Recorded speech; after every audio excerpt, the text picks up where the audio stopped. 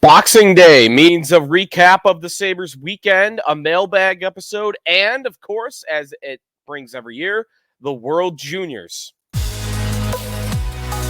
You're Locked On Sabres, your daily podcast on the Buffalo Sabres. Part of the Locked On Podcast Network, your team every day.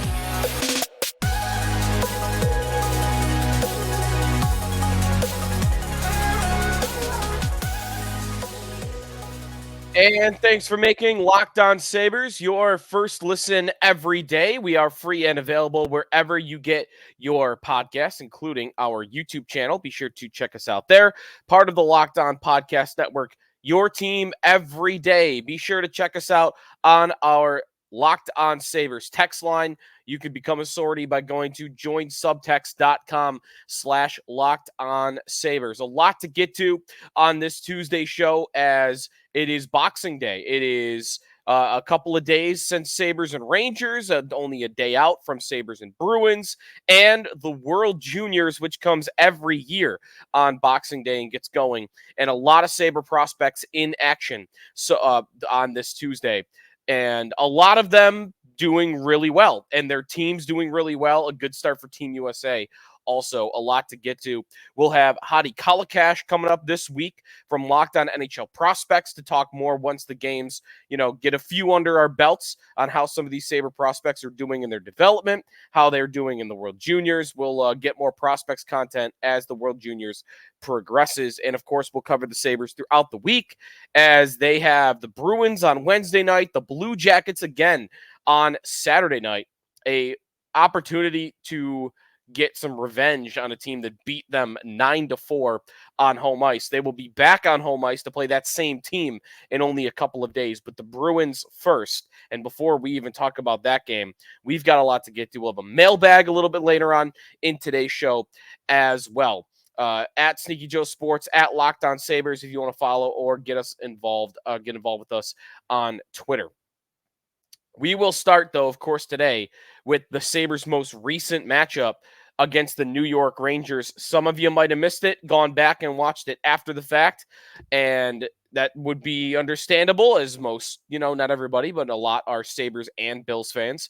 And that was really the last time all year, I should say, that the Sabres and the Bills will be playing at the same time, barring potential playoff matchups, and the Bills have a 91% chance to make the playoffs. So there is possibility. The Sabres have a game on Saturday, January 13th. They have a game on Saturday, January 20th, Saturday, January 27th. So all those games are potentially crossovers. But this Sabre-Ranger game might have been the only time that you had to choose. Or get the second monitor out, like I did, and watch both at the same time between the Sabres and the of course, Sabres and the Rangers, and the Bills and the Chargers. And the Sabres-Ranger game was interesting. It probably kept you glued to what was happening, given that the game was never far away. The Sabres never got down by more than one goal after the first period. They gave up the first two. Artemi Panarin scored to make it 2-0 with 5 minutes to go in the first period. But Rasmus Dahlin, who continues to lead all defensemen in the NHL in goal scoring, gets another one, his 10th of the year, which, by the way, go back and watch that goal if you don't remember the pass that was made, but Jordan Greenway fending off a check that was draped all over him, puts a perfect pass out to Dahlin for the one-timer in the high slot for his 10th of the season. That made it 2-1. Jack Quinn has his second goal of the season. He makes it 2-2 early on in the second period. And Quinn, with a really nice effort, a great shot after getting to a scoring area. He worked to get to that scoring area. He deserved the scoring chance, and he has the shot to put it past an elite goaltender in Igor Shesterkin. Casey Middlestat with the third goal of the game that tied it 3-3 in the third. A gift of a goal. That's all right. A weird bounce off the boards. He kind of fanned on the first shot and then got another opportunity at it and slid it under Shesterkin. And then Chris Kreider wins it in overtime after Shesterkin makes not one, not two, but three incredible saves on the Sabres in overtime. And you just kind of got to chalk it up to an elite goaltender, had an elite couple of moments there.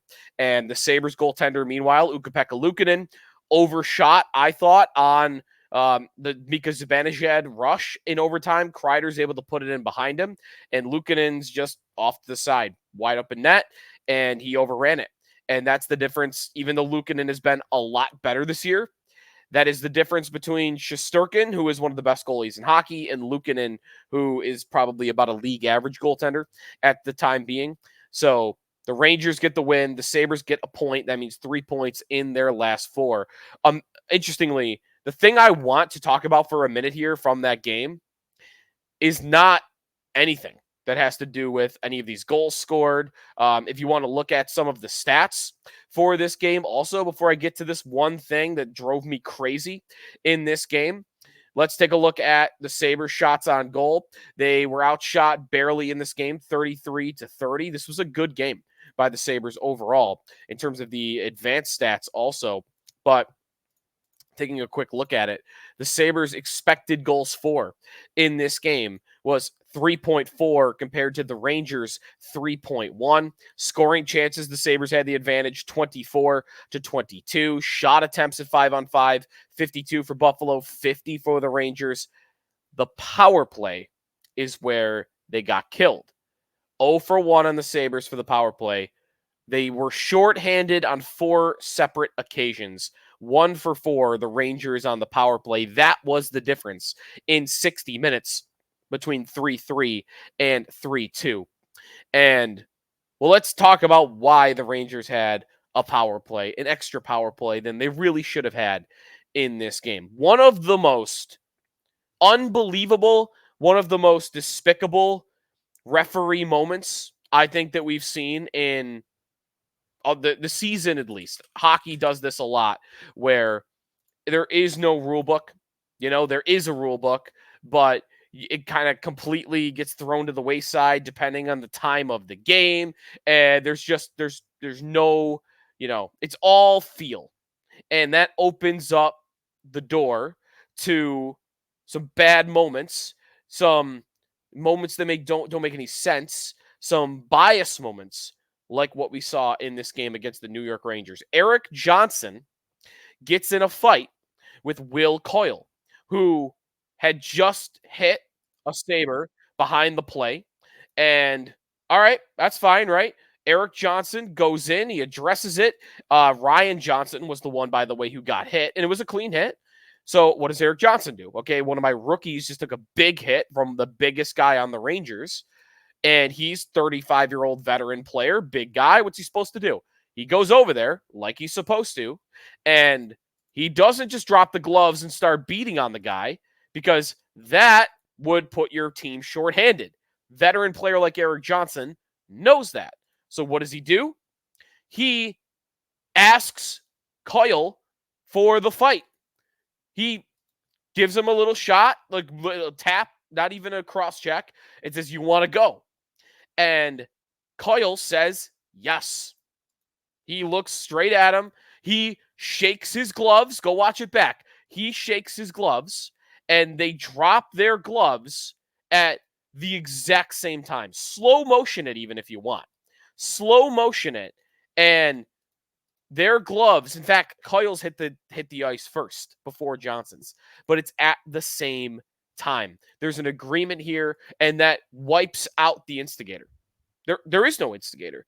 There was a mutual agreement to fight. The point of the instigator is that you're not allowed to just start fighting somebody when they have not agreed to it. That's the instigator. That's not what happened here. And what Erik Johnson said in postgame kind of lines up with what we then saw as the aftermath. The instigator is called on Johnson, which is already, in my opinion, I mean, it's recency bias, right? But I think it's the worst call I've seen all year. I think it's the worst call I've seen in a hockey game all season. Maybe I'm exaggerating because it just happened, but to me, that is the worst one. And Johnson, rightfully so, flips out. Rightfully so. I mean, Have you ever seen Eric Johnson act like that? I mean, we're just getting to know him a little bit here in Buffalo, right? So, we haven't seen him in as many games. Maybe he does flip out once in a while. I don't know. I've never seen it. In the 15 years I've been watching him play hockey once in a while in the NHL. So he goes nuts, loses it. And I think rightfully so. Gets a 10-minute misconduct. Gets tossed. Jeff Skinner, the same thing happens. Jeff Skinner gets a 10-minute misconduct. And Don Granato, rightfully so, flips out because what's the explanation? And what Eric Johnson said after the game is that the Sabres were penalized by the ref because the Sabres were complaining too much in the first period. That is, I mean, look at some of the comments from Eric Johnson. Quote, "I'd like to say more. Even if I get fined, I really don't care. I thought it was bleep." You can guess at what that was. It was absolutely bleep ridiculous. And then the ref tells Don that he gave me the unsportsmanlike conduct because we were screaming at him in the first period for not making a call. So what Johnson is saying is the ref told Granato that Johnson was given an extra penalty. And by the way, when he says unsportsmanlike, that was the instigator call. They didn't even call it an instigator. They called it an unsportsmanlike conduct penalty, which makes even less sense.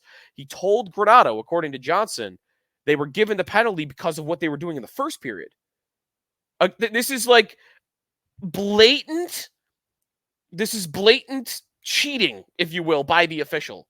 He's penalizing something in the second period for something that happened in the first period. In other sports, if you get caught doing that, that's a fireable offense. In the English Premier League, you are not reffing a game for the rest of your life if you do that. In that sport. In the NFL, I imagine you're at least getting a suspension. In the NBA, I imagine you're getting a suspension. If you admit that to the coach especially, it's an egregious error by the referee. I couldn't believe it. I thought Johnson, good for him and good for Skinner and good for Granato, that they all went after the ref there because it makes no sense. Johnson continued, so tell me how that is justified. I go over to him. He obliges. That's hockey. That's not an instigator. That was bleeping nonsense. Good for Johnson there. I think that referee should be reprimanded. Absolutely. And if he does, I think the Sabres especially should get to know about it. None of this behind the scenes, something little happens, a suspension, you don't work a game because of it. The Sabres deserve to know if that referee is reprimanded, because if you were to not know that there is no ramifications for actions like that, then it's a completely broken officiating system in the NHL, which, you know what? It is, right? It totally is. It's the sport more than any where it's all feel, it's all just by the way the whims of the ref that day. It's a complete joke, and I can't believe that the number one league in this sport in the world acts that way with officiating. That referee should be suspended, right? Absolutely. Because in other sports, that's exactly what would happen. Timeout here. When we come back, the World Juniors got rolling on Tuesday, and a lot of Sabre prospects in action. That's coming up here on the Locked On Sabres podcast. We are presented by FanDuel Sportsbook. The weather is getting colder, although it's been pretty nice in Buffalo lately, but still a little chilly. The NFL offers are staying hot on FanDuel. The NHL offers are staying hot on FanDuel. Right now, new customers get $150 in bonus bets with any winning $5 money line bet. That's $150 if your team wins. If you've been thinking about joining FanDuel, there's no better time to get in on the action. The app is so easy to use. Lots of betting options, futures, spreads, player props, over-unders, plenty more. If you want to look at Tage Thompson, 2.5 shots on goal, that's available to you. It's one that I might talk about a little bit for the next game. So visit FanDuel.com/lockedon. Kick off the NFL season. FanDuel, official partner of the National Football League. Back here on the Locked On Sabres podcast, Rangers 4, Sabres 3 on Saturday night. They're next in action Wednesday night, hosting the Boston Bruins. That will be a 7:30 puck drop. Another TNT game. They're a little bit of a run of national televised games. Saturday and Sunday will be ESPN Plus, with Wednesday being TNT. But let's take a break from the NHL club for a moment and let's get into some World Juniors. The World Juniors got rolling on Tuesday, and it is taking place overseas this year. Um, you had a lot of games going on in Sweden. I know the home of Rasmus Dahlin and Frölunda was one of the sites to be seen for that. I know Latvia also. So a lot of different times going on with the games over in Europe. So looking at these games, some Sabre prospects in action and a lot of high level Sabre prospects in action. The first game of the day did not go well for one Sabre prospect. Yuri Kulik, the captain of Team Czechia, got hammered pretty badly. And Kulik, by all accounts, didn't have the greatest game, was a little bit invisible for the amount of ice time he gets, for the role he gets. I mean, he is far and away that team's best player. It's not even close. In fact, he's been that team's best player even when he was underage compared to his teammates. And he absolutely is that now. So he's playing a bunch of ice time. He kind of ripped into his teammates after the game and said, it's a good wake-up call, something that we have to get over. It was meant to be. It's a clear signal to everyone it's not going to work like this. So he was clearly not happy with his team's effort. I didn't see a lot from him that was super impressive, but I expect more from him as this tournament goes on. Slovakia, by the way, the team that won that game 6-2, if you're looking at their effort in the game, they had a Sabre prospect in Maxim Strebak, a second-round pick this past draft, play really well. Got a goal, got an assist in this game. He played the most minutes among their defensemen, and that's not that, crazy to think. He did, get drafted highly compared to a lot of Slovakian players. But 1 goal, 1 assist, a +2 on the night, 5 shots on goal, by the way, for him. He was very involved. He was jumping up in the play a lot, and that's how he scored his goals. He jumped up and put a rebound opportunity away. So second-round pick of the Sabres in 2023 with a good debut for his tournament. But the biggest and probably the most expectations upon a Sabre prospect is definitely Matthew Savoie. And Canada got off to a very strong start, 5-2 over Finland in the World Juniors. And if you're looking at the stat sheet, you might realize that Matthew Savoie didn't really show up on the stat sheet. Potentially future Sabre Macklin Celebrini, who's going to be the first overall pick in 2024. Sorry, I just did that. He had a goal in the game, looked really strong. But nothing on the score sheet for Savoie. He did look dangerous in this thing. I mean, he's playing on the top line. He's creating a lot. He's getting power play minutes. You're seeing him set up a lot. He didn't have a lot of scoring opportunities himself, but I thought he was very impressive in his performance. Reminder, we will get Hadi Kalakash in from Locked On NHL Prospects for more on these guys. By the way, Savoie played the most minutes among all Canadian forwards, 22 minutes and 5 seconds. He did still end up with 3 shots on goal, did get into the box twice with 4 penalty minutes. But a nice start for Savoie's tournament, despite the fact that he didn't put anything in the back of the net. 5-2 Canada over Finland. Noah Östlund and Anton Wahlberg. These guys are going to really be leading Sweden, who are going to be playing on home ice all year here. Östlund, the Sabres' first-round pick in 2022, the second of 3. Anton Wahlberg, one of the Sabres' second-round picks in 2023. Both are playing together on Sweden's top line, and they got off to a really strong start. Wahlberg scored a goal in this game. It was a nice goal where Noah Östlund dropped the puck back to the point. The point man got the shot through. Wahlberg, big body, 6'4", Sabre draft pick, standing in front of the net with a perfect deflection to put it home. He was impressive. I mean, he's not the fastest skater in the world, to my eyes at least, but I liked him a lot in this game. Östlund made a couple of really nice, fancy plays. Otherwise, I thought Wahlberg was the one who stood out a little bit more on that line, but both played well. Wahlberg scored. Östlund got an assist. They won 6-0 over Latvia. And no Sabre prospects going for Team USA this year, but they got off to a good start with a 4-1 win over Norway, as would be expected. We'll get to some mailbag questions here on the final segment of the Locked On Sabres podcast when we come back.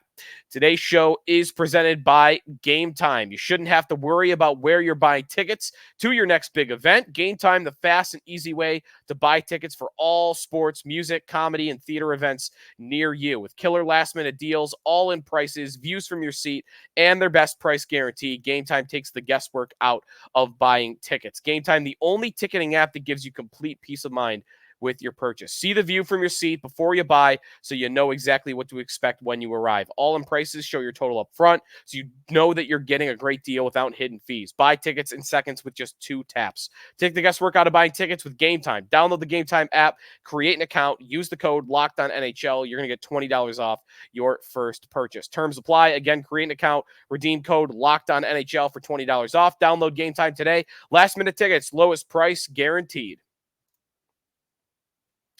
Final segment here on the Locked On Sabres podcast. Sabres and Bruins next up for the Sabres. We do have a mailbag portion of today's show. If you want to send in a question or a comment, as always, be sure to join up, become a sortie. Our Locked On Sabres group chat, join subtext.com/Locked On Sabres. Join subtext, subtext.com/Locked On Sabres. A bunch of questions coming in, and a lot of them are trade related for the Sabres, which is completely reasonable, I think. The first of which that I wanted to get to, what would a trade package look like to get Elias Lindholm, and Noah Hanifin out of Calgary? These are the two players I would think Sabre fans want the most. My hunch on getting, if you want both players, and by the way, that is a lot of risk. If you are wanting those two players from Calgary who are probably available, nobody right now wants to stay in Calgary long term. And Lindholm and Hanifin are both upcoming unrestricted free agents. That is the risk, though, that you are carrying. If you're the Buffalo Sabres, how much more likely do you think it is that those two are going to sign with you? So I would believe that a trade would be done under the preconceived notion that the Sabres don't know if these two players are going to sign long term, and that fact would be baked into the price that the Sabres would pay to Calgary. So for me, I think what you'd have to give them is a younger version of Elias Lindholm, and not as good of a version of Elias Lindholm. But let's be honest, Casey Middlestat, Lindholm's been a more consistent player. You have to admit that. So I think Middlestat is a good starting point. He has some control. The only thing with him is I wonder how Calgary willing they would be to sign up for another guy who could tell them, hey, when 1 year I'm leaving.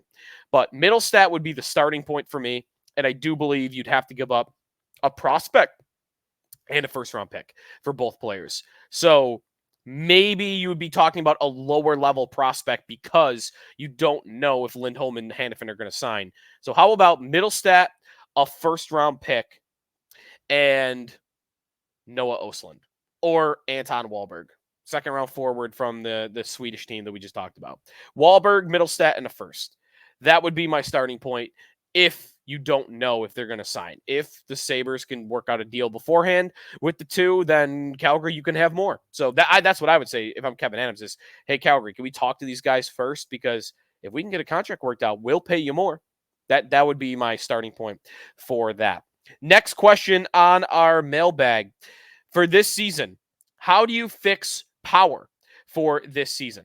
My answer, find the veteran top right-hand pair defenseman that we've been looking for. For the future, how is it even possible for them to fit all their prospects into one lineup in 3, 4, or 5 years? Now, it's more about the roster in general, and that's not going to happen, right? Like, there's too many. They're not all going to make the team. Roseanne and Östlund and Kulik and Savoy, and that's not even to mention guys that aren't first-round picks. There isn't room. They're going to have to make trades. That's inevitable. It's kind of amazing they haven't made one yet, and we'll see if Adams ever pulls the trigger. For power, I think he's been fine, but yeah, how do you get the most out of him? The most out of Owen Power, to me, is still a Victor Hedman level ceiling. I think that is still in the cards for him. And the same way that Dahlin, it took him a couple of years to get there, where maybe that's a thing for young defensemen. It might just be the same case with Power. So I don't want to write him off, but can I get that this year? I'm thinking no. I'm thinking you can't. I don't think he's giving you that top 10 defenseman production. I mean, that's a high bar. Yeah, what would they have to go get? I mean, I think that your idea, the listener here, it's the right idea.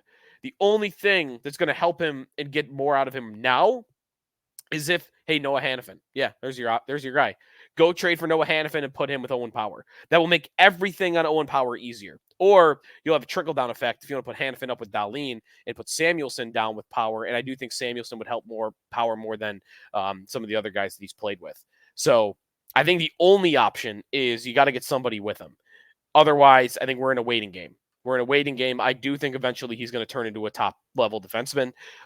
It just hasn't clicked just yet. Thanks for the question. Let's go to our next one, which is, why can or can't you see the offense coming back into form from last year? That, I think, can happen. And here's why. We finally have heard Don Granato admit that, yeah, they changed the style and that they're going to go back to it. They're going to go back to the offensive style. And I think you already saw a little of that against the New York Rangers. So I think that it's going to happen. I think it is happening. Now, will it look the same when they do it? I don't know. I hope so. To me, it's beside the point. The point here is, why the hell did you change it in the first place? Really? Granato, Adams, Pagula? Who is deserving of that question? Does it have to be Granato? I don't think it has to be. I think Granato, he's got his finger on this team and he's the guy in the locker room and he's executing these plans. But I do wonder, did Adams tell Granato in the offseason, hey, we can't play that way and win hockey games. We can't play all-out offense and win hockey games. Did Pagula say that? I don't know. It's possible. And did Granato just go along with what his boss said? Or did it come right from Granato? I don't know the answers to these questions, but I just wouldn't want to assume that it was Granato's idea. And if anything, I might be skeptical that it was Granato's idea, because Granato, looking back at his time in his coaching ranks, look what he wanted to do when he first showed up. What is his instinct to do? Score, score, score. I think, and you're seeing it now, that he wants to go back to it. I would want to see what this looks like. Do they see a real change in philosophy? Because they got to get back to what they were doing last year. That is more, to me, the point of the question. Is not even, well, will they get back to what they're doing? It sounds like they're going to. The big question to me is more, why the hell didn't you do it from night one? Or night two, even? That you should have been doing it all along. Thanks for the questions. More questions. We'll keep rolling along with them on our subtext. Join subtext.com/LockedOnSabres. If you want a question asked on the show, be sure to shoot us a text there, and we'll always be responding to our texts as we try. You always try to keep up. We get a lot of them, but I'm trying to go one by one as much as I can to get you guys involved as much as possible.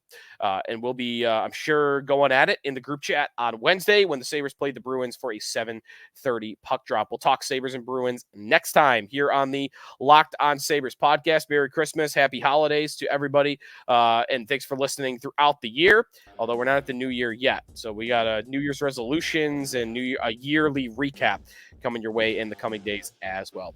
Thanks for listening to the Locked On Sabres podcast, making us your first listen every day. Make sure to go make your next listen Locked On Sports Today, the first ever national sports 24/7 streaming channel on YouTube. Locked On Sports Today, here for your 24/7, covering the top stories of sports of the day with local experts of Locked On, plus our national shows covering every league. Go to Locked On Sports Today on YouTube. Subscribe to the first ever national sports 24/7 streaming channel. Talk to you next time here on Locked On Sabres, part of the Locked On Podcast Network, your team every day.